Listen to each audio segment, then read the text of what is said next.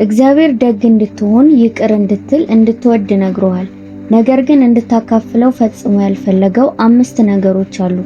ከጓደኞች ብቻ ሳይሆን ከቤተሰብህም ጋር ሳይሆን ከምታምናቸው ሰዎች ጋርም ጭምር ነው።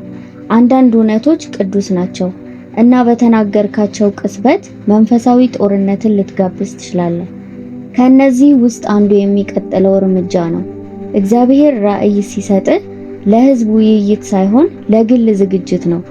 ልክ ዮሴፍ እንደተረዳው እያንዳንዱ ህልም በጣም ቶሎ እንዲነገር የታሰበ አይደለም። እናም ህልሙን በተናገረበት ቅጽበት የገዛ ወንድሞቹ ተቃወሙት። ምንም ስህተት ስለሰራ ሳይሆን ጥሪው ምቾታቸውን ስላጋለጠ ነው።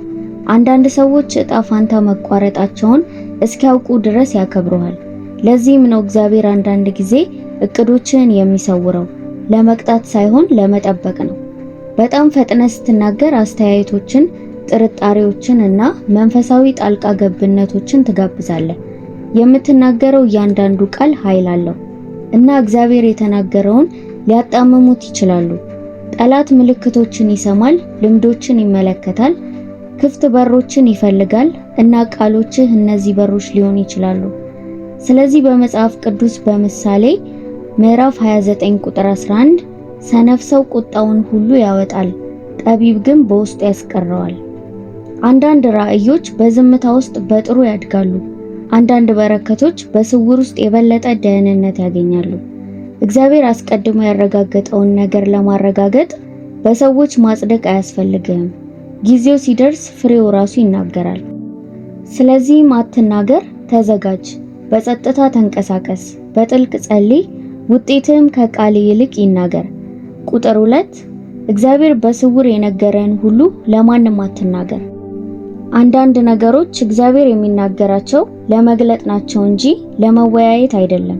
እግዚአብሔር ለመንፈሴ የሆነ ነገር ሲናገር፣ ማስጠንቀቂያ፣ ህልም፣ እምነት ሲሰጥ ሁልጊዜ ማስረዳት ያንተ ስራ አይደለም። ምክንያቱም አንዳንድ ሰዎች የማያውቁትን ነገር ያፌዛሉ፣ ሌሎች ይጠይቁታል፣ ወይም እግዚአብሔር እምነትህን የት እንዳስቀመጠ ጥርጣሬ ይተክላሉ። ማርያምንም አስብ፣ መልአኩ የእግዚአብሔር ልጅ እንደምትሸከም ሲነግራት የእግዚአብሔርን ነገር ለማረጋገጥ አልሮጠችም። ማርያም ግን ይህን ነገር ሁሉ በልቧ እያሰበች ትጠብቀው ነበር። ሉቃስ ምዕራፍ 2 ቁጥር 19። ለምን? ምክንያቱም መገለጥ ለተሳሳተ ከባቢ አየር ሲጋለጥ ንጽህናውን ያጣል።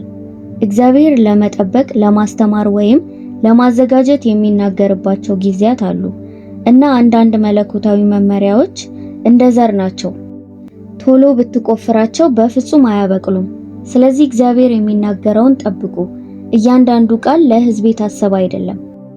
አንዳንዶቹ ለመሰዊያህ እንጂ ለታዳሚዎች የታሰቡ አይደሉም።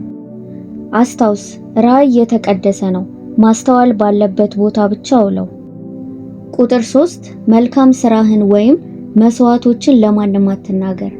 ሁሉንም ነገር ለማሳየት በተጠመደ ዓለም ውስጥ እግዚአብሔር አሁንም በድብቅ የሚደረገውን ነገር ከፍ አድርጎ ይመለከታል። ማቴዎስ ምዕራፍ 6 ቁጥር 3 አንተ ግን ምጽዋት ስታደርግ ምጽዋትህ በስውር እንዲሆን ቀኝህ የምትሰራውን ግራህ አይወቅ፣ በስውር የሚያይ አባትህም በግልጽ ይከፍልሃል። አንዳንድ ሰዎች ትክክለኛውን ያደርጋሉ፣ ነገር ግን በረከቱን የሚያጡት እንዲታይ ስለሚፈልጉ ነው። ፖስት ያደርጋሉ፣ ሜንሽን ያደርጋሉ፣ ወይም አንድ ሰው እንዲያስተውል ተስፋ በማድረግ ወደ ውይይቶች ያስገባሉ። እግዚአብሔር ግን አንተን ቸርነትህን እንድታረጋግጥ አይፈልግም። እርሱ አስቀድሞ አይቶታል። ስለ ታዛዥነትህ ስትመካ ስላንተ መስዋዕትነት ትከፍላለህ፣ ስለ እርሱ አይደለም። እና በቅንነት ዕውቅናን በምታቀርብበት ቅጽበት ሽልማትን በዝና ትለውጣለህ። ለዚህም ነው ኢየሱስ እንዲህ ያለው፣ በስውር የሚያደርገውን የሚያይ አባትህ በግልጽ ይከፍላል። ማቴዎስ ምዕራፍ 6 ቁጥር 4። አንዳንድ ታላላቅ ድሎች በፍጹም ይፋዊ አይሆኑም። እንባችሁ፣ ጾማችሁ፣ የምትሰጡት ስጦታዎች በሰዎች ሊታዩ ይችላሉ፣ ነገር ግን በሰማይ አይደለም። ስለዚህም በጸጥታ ስጡ፣ በግል ጸልዩ፣ በትህትና ውደዱ። ምክንያቱም መስዋዕቶቻችሁን ስትደብቁ እግዚአብሔር ውጤታችሁን ችላ እንደማትባሉ ያረጋግጣል። ቁጥር 4 እናንተ በመዳን ላይ ያላችሁ ድክመቶቻችሁን ለማንም በጭራሽ አትናገሩ። በምስክርነትና በቁስል መካከል ልዩነት አለ። ምስክርነት እግዚአብሔር ከፈወሰ በኋላ የምታካፍለው ነው። ቁስል ማለት እርሱ እየሰራ እያለ የምታስጠብቀው ነው። ብዙ ሰዎች ምቾት ለማግኘት ተስፋ ለማድረግ ለተሳሳቱ ጆሮዎች ይናገራሉ። ነገር ግን በመጨረሻ ለጠላት ጥይት ይሰጣሉ። የሚያዳምጣችሁ ሁሉ ያስብላችኋል ማለት አይደለም። አንዳንዶችም መረጃ ብቻ ይሰበስባሉ። ለዚህም ነው ምሳሌ ምዕራፍ 4 ቁጥር 23 አጥብቀ ልብህን ጠብቅ የሕይወት መውጫ ከእርሱ ነውና። እናም ሁሉም ሰው በላዩ ላይ እንዲቆም የታሰበ አይደለም። ኢየሱስ እንኳን ሁሉንም ነገር ለሁሉም አልገለጸም። ለሕዝቡ፣ ለደቀ መዛሙርቱና ከዚያም ውስጣዊ ክበብ ነበረው። እናም እርሱና አባቱ ብቻ የሚጋሩት ነገሮች ነበሩ። ግልጽ መሆን ችግር የለውም፣ ነገር ግን በመንፈስ በመመራት እንጂ በስሜታዊነት መመራት አይደለም። የሕይወት ውጊያዎችን ለመስማት ብቻ ሳይሆን እነሱን ለመቋቋም ከተቀቡት ጋር አጋሩት። ምክንያቱም ሕመምን በጣም ቀደም ብላችሁ ስትናገሩ እግዚአብሔር ሊዘጋው የሚሞክረውን እንደገና የመክፈት አደጋ ላይ ትጥላላችሁ። ስለዚህ ቁስልህን ምስክር እስኪሆን ድረስ ዝም በል፣ በጸሎት ኑር። እግዚአብሔርም ፈውሱን በስውር እንዲያጠናቅቅ ፍቀድለት። ቁጥር 5 ስለ በረከቶች ሁሉ ለማንም አትናገር። ሁሉም ሰው ከአንተ ጋር የሚያከብር ለአንተ ደስተኛ አይደለም። አንዳንድ ሰዎች በአደባባይ ይወዱሃል፣ ነገር ግን በግል ይቀኑብሃል። ጠላት እምነትህን ሊሰርቅ ካልቻለ ደግሞ በረከቶችን ወደ ኢላማ በመቀየር ትኩረትህን ሊሰርቅ ይሞክራል። ለዚህም ነው አንዳንድ ጊዜ እግዚአብሔር ከባረከ በኋላ ነገሮች በድንገት እየከበዱ የሚሄዱት። እንዲደበቅ ለመቆየት የታሰበውን ስላጋለጥክ ነበር። ኢየሱስን ካገኙት በኋላ የጎበኙትን ጠቢባን አስብ። እርሱን ካገኙ በኋላ መልአክ ልጁ የት እንዳለ ለሄሮድስ እንዳይነግሩት አስጠነቀቃቸው። አንዳንድ በረከቶች ደካማ ናቸው፣ ለመጋለጥ በጣም አዲስ ናቸው። የእግዚአብሔርን ሞገስ እንደ ትኩስ ዘይት ነው፣ ለማፍሰስ ዝግጁ እስኪሆን ድረስ መሸፈን አለበት።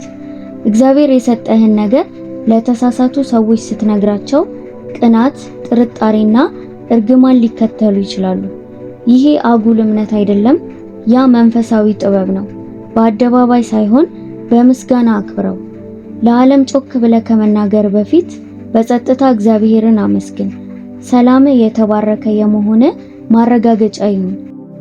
ፖስት የምታደርገው ወይም የምስጋና ሪፖርቶች አይደሉም። ምክንያቱም እውነተኛ ሞገስ ማስታወቂያ አያስፈልገውም። እግዚአብሔር እንድትጠብቅ የሚጠይቅ እያንዳንዱ ሚስጥር ስለ ዝምታ አይደለም፣ ስለ መጋቢነት ነው። የአንተ ህልሞች፣ መገለጦች፣ መስዋዕቶች፣ ፈውሶች፣ በረከቶች ሁሉም የተቀደሱ ተግባራት ናቸው። እናም ይህን ስትማር ቅዱስ የሆነውን ነገር ለመጠበቅ እግዚአብሔር እንዲያበዛው ቦታ ትፈጥራለህ። ምክንያቱም ጠላት የማያውቀውን ነገር ማጥቃት ስለማይችል፣ ሰዎችም የማይችሉትን ሊረግሙ አይችሉም። ስለዚህ ልብህን እንደምትጠብቅ ሁሉ ቃልህን ጠብቅ። በጸጥታ ተንቀሳቀስ፣ በጥልቀት ውደድ እና ሕይወትህ ከከንፈሮች ይልቅ እንዲናገር አድርግ። እውነቱን ለመናገር እግዚአብሔር ነገሮችን ካንተ ለመደበቅ እየሞከረ አይደለም። እርሱ ለአንተ የሚሆነውን እንዴት መጠበቅ እንዳለብህ ያስተምራል። ምክንያቱም በዝምታ መንቀሳቀስን ስትማር በመንፈስ ጮክ ብሎ መናገር ይጀምራል። ስለዚህ የሚቀጥለውን ህልምህን፣ በረከትህን ወይም ስኬትህን ከማካፈል በፊት ራስህን ጠይቅ። ይሄ ለሰዎች ጆሮ ነው ወይስ ለእግዚአብሔር ክብር?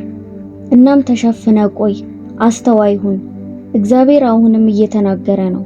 ትክክለኞቹ ሰዎች እያዳመጡ መሆኑን ብቻ አረጋግጥ።